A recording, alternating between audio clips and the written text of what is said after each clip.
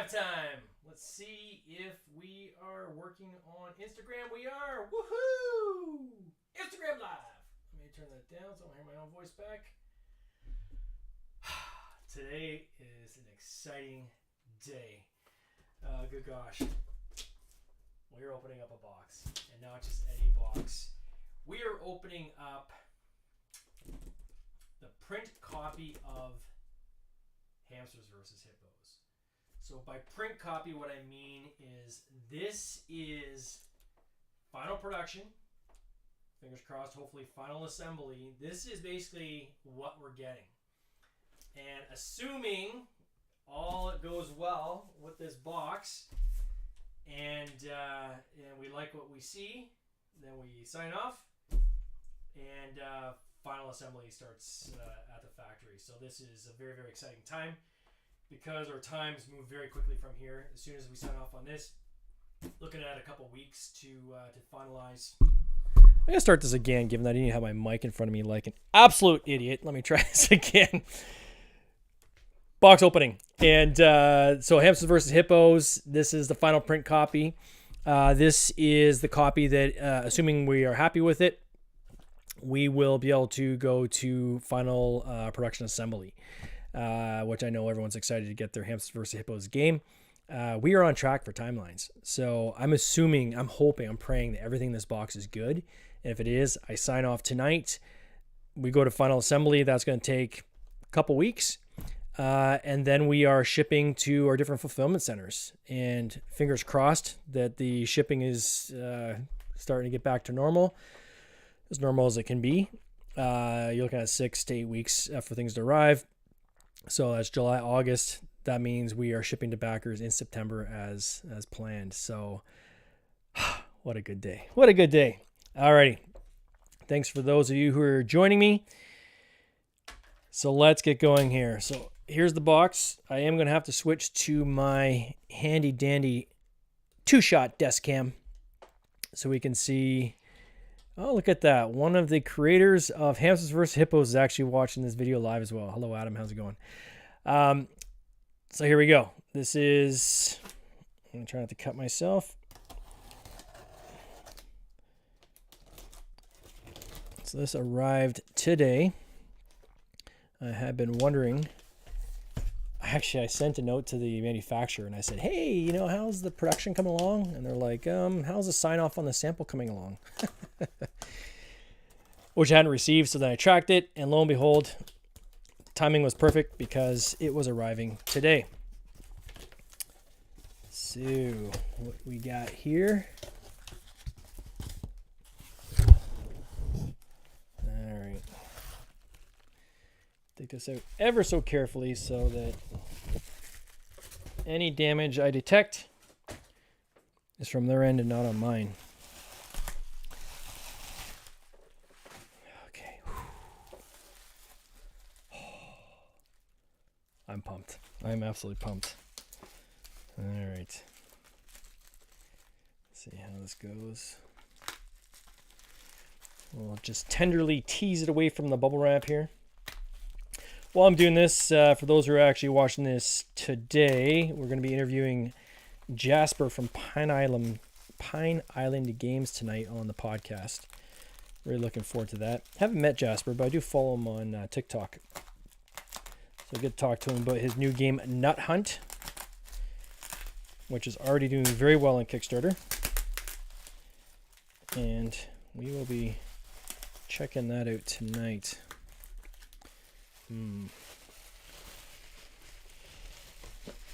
They take a lot of care when they ship this, so the thing is absolutely buried in bubble wrap, which is a little bit tougher to open, but it does keep it from getting beat up along the way. All right. We're getting there, folks. We are getting there. See, we got Better Half Reviews. Join us as well. Welcome. They are one of the reviewers of this game as well. So I'm sure for you it'll be interesting to see the prototype versus that you guys played versus the final copy. because there's been a lot of changes.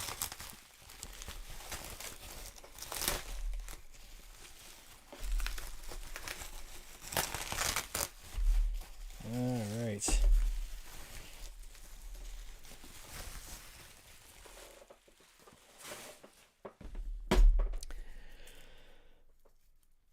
First and foremost, let me just say, typically, the print copy is usually duller in sharpness versus the digital copies. This is not even at least bit dull. This is a nice punchy color in this. So I want to know what they did differently in this copy versus the last game they did.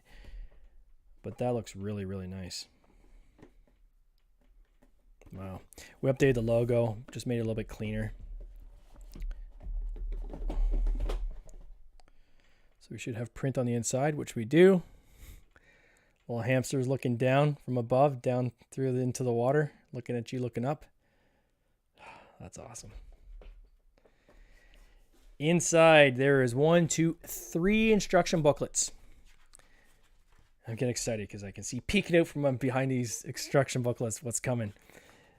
So the first instruction booklet, I believe this one is, yes, this is English. And on the back should be French. So you open it up and then you reverse this way. And then you can just, if you're a French speaker, you can just refold the accordion the other way. And basically you have your booklet open up on the French instructions. So English, French. Now we did this because on our game that we had for Nutty Squirrels, the Oakwood Forest, we had different booklets printed in different languages, and the factory made errors where they had the wrong booklets end up in the wrong boxes, and we just randomly out there had some boxes that didn't even have English in it. So to avoid that confusion, we said, you know what? Because it's a single piece of paper that kind of folds for the instructions, we're going to put all languages in the box. And if people don't want to use them, they don't have to. But they are there. So this one I believe is German on one side and I think Italian on the other side. And then this one. Man, look at that stuff under there. Okay. And this one I believe is Spanish Portuguese. So 6 languages, my friends, included with the game. How exciting is that? We got our people in the back there. James Freeman, who started this whole journey with Hamsters versus Hippos, signed with us, Tin Robot Games. We worked together to retool the game. Originally it was called Grim Reaper Hippopotamus, which was kind of a neat name, but we wanted to kind of family-friendly it up a bit and make some adjustments into the playability. And so with James, myself, and Adam, this is now our game, published under Tin Robot Games. Okay. Oh, so excited. Inside the box, we have Green Bowl. This was based on people's votes. People wanted to vote for the color, and overwhelmingly, they wanted a green bowl for resources. We have this tray is awesome. They did an amazing job on this tray. So we've got a pocket here for the tiles, which I'm going to open up briefly in a second. We have our player boards for the different colors. Those got chewed up a bit. I don't think I like that. So why did that get chewed up? Goes in like that. I'm going to have to play the tape back. I can't remember which direction I pulled it out from. But clearly they go in like that, not like this. Yeah, it's too long, so I have to go this way. But what I notice is on the back, you can see the player boards have a bend in them. So we're going to have to talk to our peeps, figure out how to prevent that from happening, because that's not ideal, obviously. No one wants to pull something out of the box with a mangled corner. I imagine when this thing is... I suspect what's happened is it was in the box like this. The tiles, which are pretty heavy, and we're in here on this corner as this thing is going through transportation and bouncing around and so forth. It's definitely pushed on that corner and beat that corner up. So I don't know what the fix is. Maybe they can move this tray over more, like this pocket, bring it over this way further to stop that from hitting those corners. But that is definitely not going to fly. Ladies and gentlemen, that's why we do these openings and these final print copies. The meeples. At first I was nervous because they sent me pictures of the meeples and they are all facing the same way, which I thought was suspicious. When you throw meeples into a bag, the chances they would all fall in the same direction is like next to zero. So I was like, I think maybe you guys printed the hamster, the same image on both sides. So they sent me a picture and assured me that no, in fact, we have the reverse image on these guys. So there is, let the focus come in. There's the front. And there's the back with the little hamster butt, which I think is hilarious. So yeah, have them facing. The different image, different screen print on both sides. That was one of our stretch goals. Again, the colors were voted on by our backers. So these colors, final colors, are the colors that were chosen by our backers. So we got basically pink, purplish, kind of like a hybrid color, pink, purple, depending on how you look at it. I think it's actually purple. Orange, green, yellow, blue, and red, based on people's favorite colors. Lastly, well, these turned out really nicely. And what I'm going to do is I'm actually going to, not on camera, I'm not going to count these, but I am going to count these versus my prototype. Because it feels like there's less. There might not be, but it just feels like there's less. But these are extra thick. So we went twice the thickness, so they're easy to grab off the table. Because we found the other ones, it was tougher to pick them up, just because they were so thin. And then the color between the two. This was something that we had changed as well, because it was like a light purple, and the color difference between the two wasn't enough. So we lightened up this guy, and we made the other one more of a blue for the Blue Lotus. So that's very specific that those are two different colors now, so people can clearly see that. And then lastly is the thermal tray. Again, this thermal tray, I love how this works. So your tiles go in there after you take them out of the shrink. We could probably take them out of the shrink now. Let's see here. All right. So let's see how these guys look.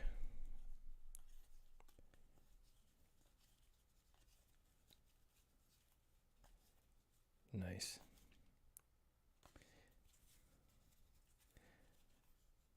One thing I was worried about was the prototypes we had done were like when they do the first digital proof, because it was an inline print, the ink doesn't stick to digital proofs as well as it does when you do your full print job. So all the tiles had like these nicks and dings and stuff on them.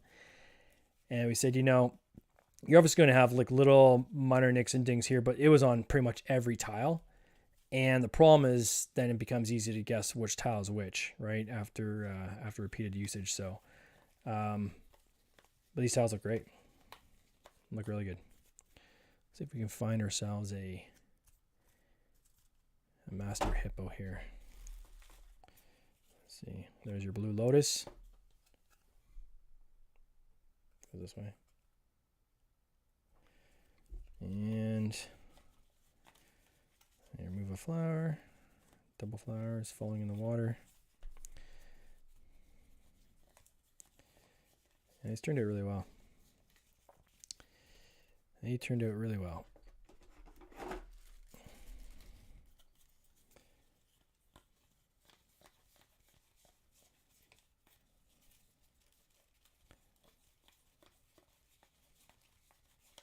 The hippo's going to be at the very end. Oh, yeah, I can see it there. Very end for the hippo.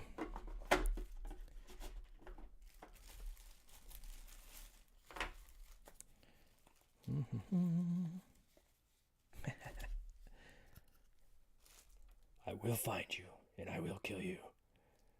We did a little TikTok on that using Liam Neeson's voice from Taken, the movie. When he's talking on the phone with the guy, he says, I will find you and I will kill you. And we superimpose that over top of this hippo as we panned over the different Squirrels. It's kind of funny. So there you have it, folks. This looks amazing. My follow-up to these guys is going to be, what can we do about this tray to just cover off that corner? I don't know what the solution is. I think the solution is probably move this out a little bit more. Although they're in pretty tight. And of course, cardboard will swell over time as it absorbs moisture and so forth. So you need some breathing room in there. Otherwise, these things won't fit eventually. But yeah, that's not ideal there. So, headline news. This looks bloody fantastic. Bloody fantastic. I love it. I can't wait to get this in backers' hands. I'll talk to them about the tray. I don't know how long it's going to take to retool that tray. Hopefully they didn't make them all already. Sometimes manufacturers will do that. I had that with another manufacturer recently on another project where they had sent me a prototype, but they'd already started the final printing on the, and we had changes and like, oh, well, we can do that on the next one. And I'm like, no, we got to do it on this one. So hopefully it's not the case in this regard, but I don't think it will be. I mean, it looks awesome. There's no two ways about it. So there you have it, folks. Thanks for joining me. For those who caught my video on the planting evidence, we pulled that campaign from GameFound. We were about 4 days in, and the math was quite clear. We were not going to hit our target, or it was going to be an absolute grind till the end. So we pulled it. We're retooling, going to relaunch on Kickstarter probably next month, mid-month. And those of you that backed that campaign, any savings you had of being early followers, we're going to pass those on to you, of course, for the next campaign in form of a credit. And we hope if you backed us in the past, you're going to back us again. And again, I want to thank you guys so much for your support. Join us tonight for our podcast with Jasper from Pine Island Games. We're going to be talking about Nut Hunt. Anyway, guys, you take care. Cheers. This has been an episode of the Board Game Binge podcast, hosted by James Staley, produced by James Staley and Mike Bruner, with original music by Nick Smith. If you would like to watch these interviews live, simply subscribe to our YouTube channel, Board Game Binge, and you'll get access to live interviews, giveaways, and interesting board game content from across the industry. I can't wait for you to join us. See you next time.